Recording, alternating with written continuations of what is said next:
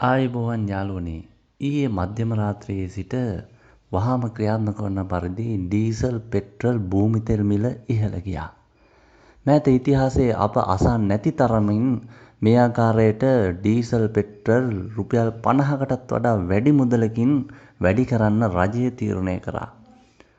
අවම වශයෙන් පෙට්‍රල් රුපියල් 70කිනුත් ඩීසල් රුපියල් 65කින් වැනි මුදලකිනුත් මේ විදිහට වැඩි වෙද්දී බස් රථ හිමියන්ගේ සංගමයේ අය අද උදේවරුවේදී රැස් වුණා.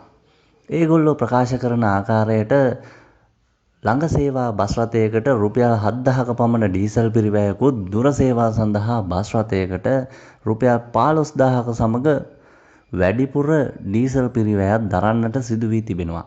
ඉතින් අද දවල් 12 වන විටත් බස් ගාස්තු සංශෝධනයක් ඉල්ලා හිටියත් පාලකයන්ගේ ඒ සම්බන්ධයෙන් කිසිම උනන්දුවක් නැතයි කියලා ඔවුන් මැසිවිලි නගනවා.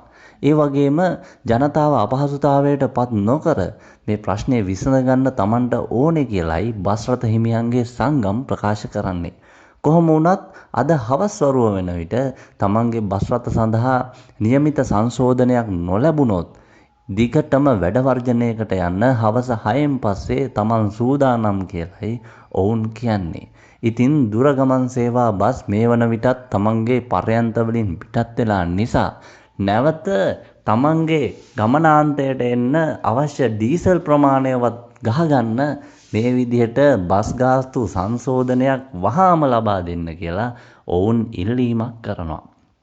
ඉතින් අපේ දුර ගිය බස් වලට ආපහු ගෙදර එන්න ජනාධිපතිතුමා ඇතුළු කාර්ය සාධක මණ්ඩලය ඉක්මනට මේ බස් ගාස්තු සංශෝධනය කරලා ඒගොල්ලොන්ට සහන ලබා දෙයි කියලා එයාලා බලාපොරොත්තුවෙන් ඉන්නවා.